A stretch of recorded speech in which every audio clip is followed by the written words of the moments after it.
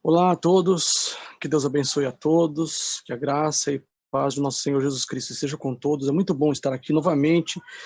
Infelizmente, na semana passada não pudemos ter o estudo, estava com dificuldade em relação ao meu trabalho online, né, de professor, estava um pouco difícil, algumas coisas para fazer, mas graças a Deus, né, que estamos aqui novamente. Nós vamos continuar estudando a mensagem que estávamos estudando sobre a perfeição dos santos. Nós tivemos essa apresentação, não na semana passada, na outra, na anterior. Na semana passada nós não tivemos, então vamos dar seguimento a esse estudo hoje. Não, eu acho que não deve ser muito longo o de hoje. Semana que vem eu vou tentar, foi proposto pela Suelen que nós fizéssemos talvez aí um clube do livro, não no sentido de compartilhar livros, de um emprestar para o outro, mas no sentido de nós estudarmos juntos, né? Algum livro, pegar um tema, um livro, né, de nossa preferência, preferência do grupo, escolher, cada um dar sua sugestão, colocar uma lista de livros e a gente poderia lançar sorte sobre um deles e todos juntos estudarmos, né? Toda semana estudar pelo menos um capítulo, 2, tal, para a gente, quem sabe a gente fazer um grupo, né, de WhatsApp, de troca de ideias sobre o aprendizado sobre o livro de nossa leitura. Seja como for, a gente precisa ver se a gente retoma isso hoje, ou quem sabe, não nessa live, mas a gente pode conversar sobre isso no WhatsApp, para a gente seguir com esse projeto, que me parece muito bom, muito saudável. E aí, a minha ideia seria, na semana que vem, a partir de semana que vem, apresentar uma série de estudos que seria um tipo de spoiler, um tipo de resumo ou um fichamento do que eu aprendi, do que eu tenho lido. Em vários aspectos, esses livros têm relação com os nossos dias atuais, tanto no que diz respeito à religião, e no que diz respeito ao cenário político, profético e tal. E eu tenho vários livros desses que eu tenho lido, e há muito eu tenho protelado, jogado para frente a ideia de começar a fazer vídeos sobre eles, e quem sabe assim, estudos mesmo sobre eles, e eu quero ver se eu consigo semana que vem, a partir de semana que vem, fazer isso.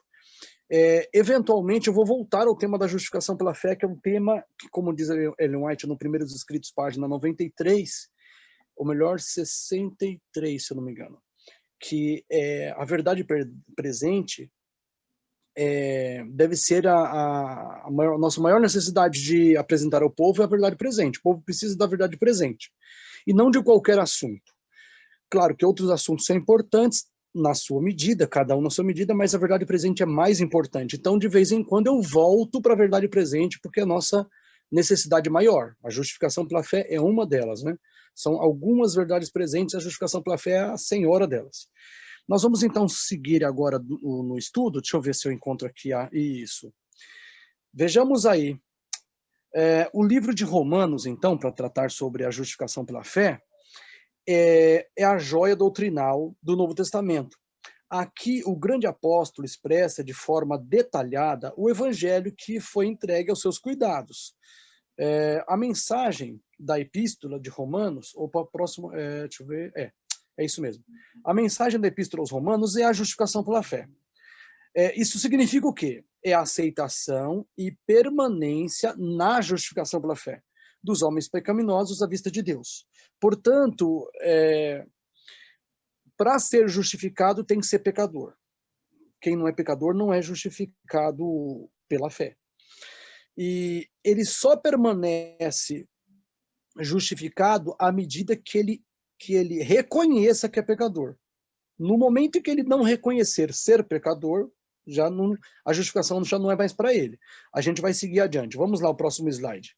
Vocês vão ver algumas coisas interessantes aqui. Antes de mostrar como é que alcançamos isso, quer dizer, alcançamos a justificação pela fé e permanecemos justificados, antes de a gente tratar disso, o apóstolo Paulo, ele demonstra como é que isso não pode ser alcançado, ou seja, como que não dá para ser justificado. Primeiro, desse jeito não dá. Aí ele mostra o jeito que dá. Primeiro ele vai à negativa, depois ele vai positivamente afirmando como é justificado. Então, o que ele diz? Ele diz o seguinte: Por isso, nenhuma carne será justificada diante dele, dele aí no caso diante de Deus, né? Pelas obras da lei, porque pela lei vem o conhecimento do pecado. É interessante a gente considerar esse verso, frisando aí, né, absorvendo esse aprendizado do verbo ninguém será, nenhuma carne será. Quando ele diz será, ele quer dizer que não que hoje não é justificado pelas obras diante de Deus, mas amanhã pode. Não hoje ou algum dia vai poder. Não. Ele fala assim, ele é definitivo. Ele é definitivo. Ele diz assim, nenhuma carne será justificada diante de Deus pelas obras da lei. A ideia de ser justificado diante de Deus é o quê? É a ideia de ser aceito perante Deus. O justificado é o equivalente de aceito, declarado inocente e, portanto, aceito diante de Deus. Então, nós não seremos justificados diante de Deus por alguma coisa que façamos. Nós não seremos declarados justos porque nós guardamos muito a lei, ou nós desenvolvemos nosso caráter cristão, ou nós somos muito fiéis na temperança. Todos esses aspectos que eu mencionei agora são importantes deveres cristãos, que não devem ser negligenciados. No mesmo instante que eu ensino justificação pela fé, eu não estou minimizando a importância desses deveres cristãos. Mas eu não posso pregar justificação pela fé se, ao mesmo tempo, eu não apresento a nulidade, a irrelevância, a vaidade de se agarrar às obras para poder ser salvo. Eu não tem como fazer um sem o outro. Quando a gente prega a justificação pela fé, necessariamente tem que lançar a glória dos homens, que as boas obras, né, são a glória dos homens, no pó da terra. Isso está escrito no livro Testemunhos para Ministros e Obreiros Evangélicos, o livro da nossa igreja, na página 456. A escritora, a mensageira do Senhor, ela diz assim: o que é justificação pela fé? Daí ela responde, ela faz a pergunta e ela responde. Ela diz assim: é a obra de Deus ao lançar a glória do homem no pó e fazer pelo homem aquilo que o homem não pode fazer por si mesmo. Portanto, a própria descrição dela, que é uma obra de Deus, já descarta a ideia de ser obra nossa. Mas não é a obra de Deus em nós também, não é isso. Porque ele fala assim, ao lançar a glória do homem no pó, e a glória do homem, como eu disse, é as obras. Isso está escrito, subentende-se, está implícito no texto de Efésios 2, verso 8 e 9. Efésios 2, verso 8 e 9, está escrito o seguinte, deixa eu abrir aqui que eu vou adiantando o que eu puder aqui. Efésios 2, 8 e 9. Como alguns dos que participam aqui desse estudo já assistiram aulas, estudos feitos por mim, não só online, mas principalmente pessoalmente, alguns membros da igreja que nós conhecemos e estão conosco nesses encontros, então eu estou chovendo no molhado para alguns deles, eu estou só reforçando aquilo que já sabem. Mas aqui está escrito assim, 2:8 de Efésios, porque pela graça sois salvos por meio da fé, e isso não vem de vós, é dom de Deus. Aí o verso 9 diz assim, não de obras para que ninguém se glorie. Então, se não é de obras para que ninguém se glorie, o que levaria alguém a se gloriar? Se fosse por obras. Então, quais são as glórias do homem? Qual é a glória do homem? As obras que ele faz. Então, não dá para pregar justificação pela fé se ao mesmo tempo não descarta as boas obras. Note, esse descartar não é descartar porque não são importantes, porque não tem nós não temos mais dever para com elas. Não, não é isso. É descartar como um meio para alcançar a aceitação perante Deus. Seja na ocasião da conversão ou na continuidade da vida cristã. Então, vamos seguir adiante. Próximo slide. Não está falando, olha, Paulo não está falando, falando-nos somente acerca de chegar a ser justos na ocasião da conversão, mas permanecer justos, permanecer justificados, acerca de estar justificados durante a vida cristã. Isto é, não somente chegar a ser, mas especialmente permanecer justos à vista de Deus. Vamos seguir adiante. Portanto, o que Paulo quis dizer é isto. Agora vai deixar uma coisa mais, talvez mais simples aí. Vamos lá. E nenhum homem, ele disse que nenhum homem será considerado justo ou justificado sobre a base do seu comportamento. A vida de nenhum homem será jamais suficientemente boa para satisfazer a justiça infinita. Quando a gente fala assim, a justiça infinita, é bom a gente lembrar uma coisa. A lei de Deus, ela é infinitamente perfeita, como diz o Salmo 119, verso 96. Lá, o Davi, ele diz assim, a toda a perfeição vejo o limite, mas os teus mandamentos são ilimitados. Ora, a segunda parte do verso, os seus mandamentos são ilimitados. Ilimitados em quê? A primeira parte, ela revela. Ela diz assim, a toda perfeição vejo o limite. Ou seja, ele está falando de perfeição. E ele diz assim, mas os teus mandamentos são ilimitados. Ou seja, os mandamentos de Deus, eles são ilimitados em perfeição, eles são infinitamente perfeitos. Por isso que eles não são passageiros, são eternos. Como aquilo que é absolutamente perfeito, infinitamente perfeito, pode se desgastar. Entende? Ele é eterno, permanece para sempre. Então, como que um pecador pode satisfazer as exigências da lei? Não vai conseguir satisfazer as exigências da lei. O pecador arrependido, convertido, com o Espírito Santo na vida dele, vivendo uma vida de submissão a Deus e de contínua entrega, ele será uma pessoa melhor. Ele vai obedecer, vai lutar contra o mal interno e externo, mas ele nunca vai satisfazer as exigências infinitas da lei de Deus. Então, tentar alcançar essa aceitação divina por alguma coisa que nós façamos, alguma consecução humana, alguma conquista humana, não vai ser possível, porque não atinge os requisitos da lei de Deus, que são infinitos. Próximo slide, vamos lá. Aqui. A lei de Deus é a única... Esse texto é um texto do Santificação, página 89. A lei de Deus é a única norma verdadeira de perfeição moral. Essa lei foi praticamente exemplificada na vida de Cristo.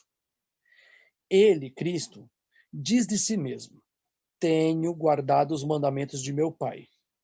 Fecha aspas, terminou a citação de Cristo. Aí a autora continua. Nada menos que esta obediência, a obediência de Cristo, satisfará as exigências da palavra de Deus. Ora, se nada menos que a obediência do próprio Jesus satisfará, a ideia que alguém tem, que alguém possa adquirir, que alguém possa sustentar, de que a sua vida, em algum momento, vai satisfazer as exigências da palavra de Deus, as exigências da lei de Deus, é absolutamente incoerente, porque não tem ninguém que consegue igualar Jesus. Igualar Jesus. Não tem ninguém que alcance esta obediência. Somente esta obediência satisfará as exigências da palavra de Deus. Portanto, só a obediência de Cristo. Como no livro Testemunhos para Ministros, Testemunho para a Igreja, volume 2, 4 páginas, né? Páginas 170, 549, 618 e 628, em 4 textos, no mesmo livro, fala que nós não podemos igualar o modelo, nós não podemos igualar Jesus. Então, naturalmente, tentar isso é tentar o impossível. Eu não sei como, sabe, por que a gente vira e mexe, a gente volta nesse assunto? É porque eu não sei como alguma pessoa pode se atrever a pensar isso, mas pensa, no adventismo é assim, dentro da igreja adventista, como nós temos uma marca, uma característica, que até, de certa forma, é positiva, mas ela pode ser pervertida, né? Que é qual é a marca? A marca de defender a lei de Deus, de exaltar a lei de Deus. Foi a missão de Cristo, Isaías 42, verso 21, exaltar a lei de Deus, torná-la gloriosa. E a missão também do servo de Deus, inclusive na sua vida, né? Obedecendo a lei, seguindo todos os preceitos divinos, exaltando, fazendo hinos em louvor a Deus, baseado em reflexões sobre a lei. A lei de Deus é perfeita e refrigera a alma, diz o Salmo 119, verso 7, se não me engano. Então, assim, o salmista tinha prazer na lei de Deus, e nela meditava de dia e de noite. Então, para nós também é motivo de alegria. Mas, como eu disse, há uma perversão dela. Em outras palavras, há o uso ilegal da lei. Interessante, né? A lei é tudo que é da lei, ou deriva da lei, é legal, né? É da lei. Só que existe um uso ilegal da lei. Por que um uso ilegal? É porque é um uso ilegítimo, um uso para o qual ela não foi feita, ou ela não existe para isso. Porque a lei não foi criada, né? Ela existe, ela foi dada a conhecer. Mas essa lei, se nós a usarmos de maneira errada, com a finalidade que ela não tem, então acaba pervertendo o sentido da lei, né? Foi o que aconteceu com os judeus, antes da vinda de Cristo, quando Cristo veio, a concepção deles de lei já estava totalmente pervertida. E é o que acontece no meio de uma igreja que pretende honrar a lei de Deus, como a igreja adventista. Louvado seja Deus que ela pretende, que nós pretendemos enquanto adventistas. Mas existe uma questão, essa perversão acontece em muitos adventistas. É natural que alguns adventistas pretendam que eles podem igualar essa obediência de Cristo, que dá para ele atingir uma obediência tal que ele satisfaça as exigências, as demandas da palavra de Deus. Não dá. Então, por isso que vira e mexe a gente retorna a isso. Então vejamos o próximo texto aí no slide, que diz assim: mas aquele que está verdadeiramente procurando a santidade de coração e de vida, aí eu pergunto, quem está procurando verdadeira santidade de coração e de vida é fiel? É genuíno? Ou é um crente falso? Eu duvido que alguém diria, que alguém tem um conhecimento da palavra de Deus diria que é um crente falso. Todo aquele que tem prazer na lei de Deus e quer uma verdadeira santidade de vida e de coração é genuíno cristão. Não tem como sair dessa conclusão. Não tem como. Eu só tenho que concluir isso.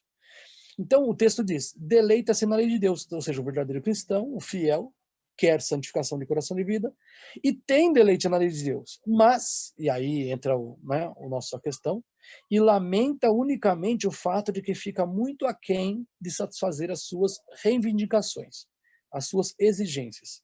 Então aí nós temos um X da questão. Quer dizer, o melhor servo de Deus, aquele que está buscando santidade de coração e vida, ele não consegue satisfazer as exigências da palavra de Deus, porque ela é infinitamente perfeita. E aquilo que ela exige é equivalente a ela. E nós não somos equivalente à lei, entende? Então essa é a questão importante para a gente frisar. No próximo slide, vejamos lá. Aí diz assim: imagine um homem escalando a montanha altíssima, a montanha da santificação. Pensa isso. A lei continua dizendo, se ele chega lá no topo, vamos imaginar assim, o Everest, 8.000 metros de santificação. Para lá. Ah, sim, peraí, só um instantinho. Tem que colocar o negócio no meu filho. Como que soltou? Por que você não chamou a mãe? A mãe estava com o bebê? Meu filho está com o braço quebrado, desculpa, vai, isso, coloca aí, pronto, vai lá.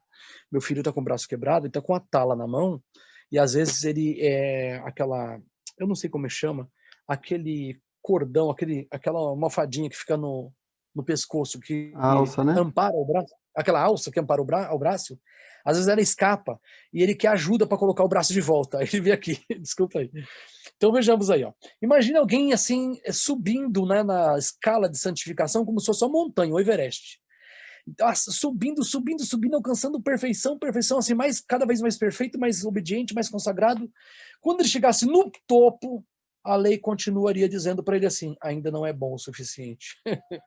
As boas obras e a vida santificada, elas são importantes, elas têm o seu lugar. Porém, em tratando do assunto de manter-nos justos à vista de Deus, ela não tem lugar nenhum.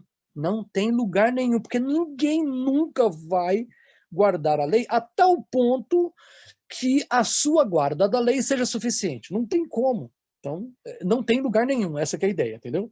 Então, aí, vamos continuar. Nenhuma vida humana, mortal, esteja como estiver na questão da santificação, pelo Espírito de Deus nessa pessoa. Nenhuma nunca chegará a satisfazer alguma vez a lei de Deus. Por que não chegará alguma vez? Porque nós lemos Romanos 3, 23, 20, e está aí, ó. Continuará sendo verdade, Romanos 3, 20, continuará sendo verdade presente durante o tempo de angústia. O que diz Romanos 3, 20? Diz assim: por isso, portanto, ou porquanto, nenhuma carne será justificada diante dele pelas obras da lei, porque pela lei vem o conhecimento do pecado.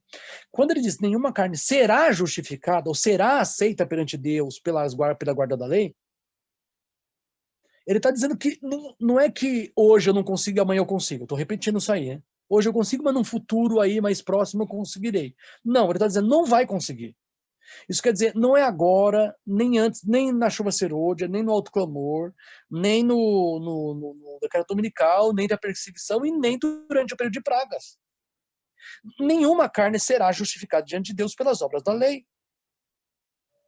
Nenhuma será. Se quando ele será, quer dizer, não é uma questão atual, não é contemporânea apenas. É uma questão perene, não tem como. E daqui 100 anos? Não vai. Daqui 200? Não vai. Entendeu? Até a ressurreição e a transformação do nosso corpo, a nossa obediência nunca vai satisfazer a lei. Vamos seguir adiante aí, vocês vão ver. Que o homem finito desperte de seu sonho e compreenda que tem que resolver seus assuntos com a majestade eterna, diante de quem as estrelas não têm brilho. Jó 3:9. Não é 90 não, é 9. Deixa eu ver aqui. Tá escrito 90, eu acho, mas não é 90 não, é 9. É que no lugar do zero, em vez de colocar o zero no teclado, eu acho que eu esqueci de apertar o shift e não entrou o parêntese, tá bom? Cuja justiça nem ainda os anjos podem suportar. O homem não pode se manter, resolver os seus assuntos perante dele baseado na sua vida. Porque Deus, cuja justiça nem os anjos podem suportar, como o homem pecaminoso vai suportar? Não tem como. Jó 4:18. Cuja pureza, todas as coisas estão manchadas. Diante de quem todas as coisas estão manchadas, né? A pureza de Deus é tão grande que todas as coisas criadas, mesmo os que não passaram pelo pecado, é como se estivesse manchada perante ele. E o próprio homem, né, o sonhador que pensa, não, a minha vida vai satisfazer a lei de Deus. Ele precisa despertar. E quando ele despertar, ele vai se ajoelhar com o rosto em terra e confessará a Deus o quê? Próximo slide. O que ele confessará? Olha aí, ó. Ante cuja pureza todas as coisas estão manchadas. Eu esqueci de apagar esse texto do outro slide. E o próprio se ajoelhará com o rosto em terra e confessará. Por isso, nenhuma carne será justificada diante dele pelas obras da lei. Porque pela lei veio o conhecimento do pecado. Então, assim, essa verdade deveria, só ela, já deveria nos colocar em guarda. Esse negócio de, olha, temos que continuar obedecendo, temos que crescer, amanhã temos que estar melhor do que hoje, temos que buscar ser semelhante a Jesus mais e mais, não menos e menos, mais e mais, é para crescer. Mas mesmo crescendo, nunca atingiremos o alvo. Nunca atingiremos o ideal. Nós não temos esse ideal. Então vejamos.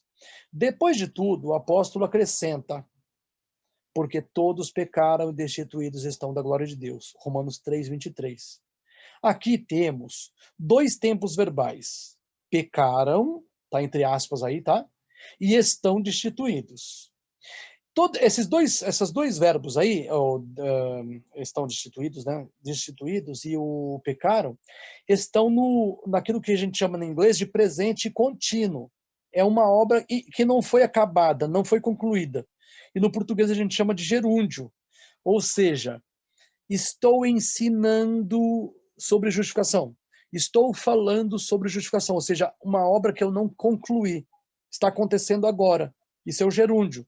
Ou seja, quando Paulo está dizendo assim, todos pecaram, destituídos estão, ele está dizendo assim, ó, aqui embaixo, ó, no amarelo, última parte do slide.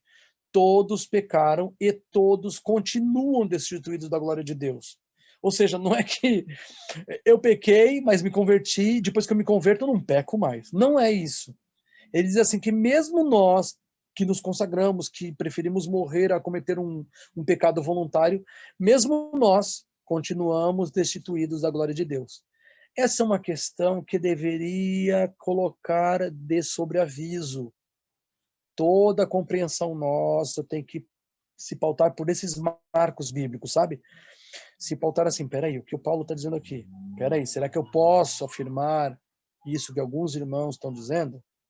Será que assim? Será que eu não estou tentando superar a natureza pelo que está revelado? É estranho isso, é complicado. Deus não precisa de natureza, não precisa de nada para criar as coisas. Ele cria do nada. Mas o ser humano não. O ser humano ele só cria a partir do que há.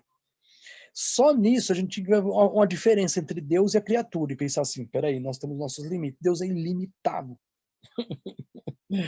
Então, quando a gente vai comparar o pecador com Cristo, é complicado. Aí só dá coisa errada, olha lá. Vejamos Eclesiastes. Paulo ensina exatamente o que escreve. Ele diz aí, ó, todos se mantêm abaixo do ideal divino. É isso que ele está dizendo. Todos se mantêm abaixo. O mais consagrado se mantém abaixo do ideal. E Eclesiastes, Salomão diz o mesmo: não há homem justo sobre a terra que faça o bem e que não peque. Todo homem justo ainda é falho. Próximo slide. Claro que não vive na prática, né? Vamos deixar claro. Como disse João Calvino, gente, olha, entre os cristãos e também entre os adventistas também, eles normalmente são muito preconceituosos em relação a Calvino, por causa da ideia da predestinação e tal. E ele estava errado mesmo. Calvino, na questão da predestinação, tal como ele ensina, ele estava errado. Inclusive sobre Deus nesse aspecto. Mas a compreensão de justificação pela fé, ela era muito boa dele. Olha esse texto dele, como ele compara as boas obras e a justiça que nós podemos produzir mediante o Espírito Santo, quando ele compara com a justiça de Cristo, de Deus. Olha lá.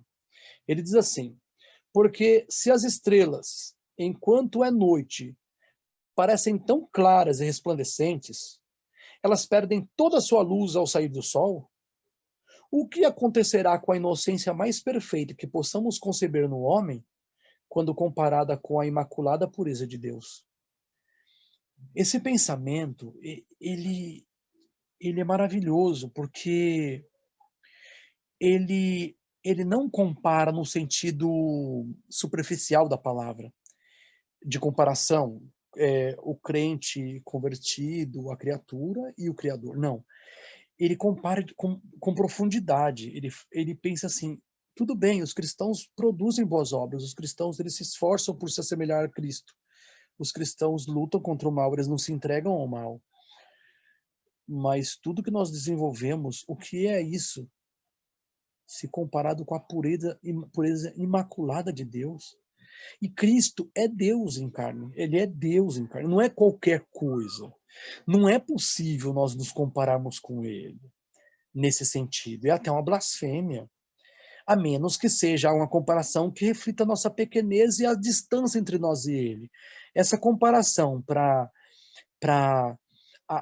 considerar a distância entre nós e ele, isso é muito bom, porque nos coloca no nosso lugar.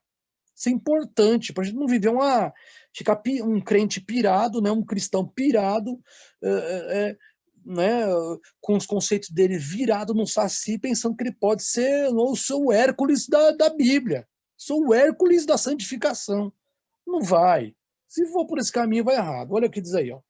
Vamos pro próximo slide. Vejamos o próximo. Vamos lá. Vamos seguir que o tempo é curto. O modo de Deus justificar o pecador. Vamos lá, próximo slide.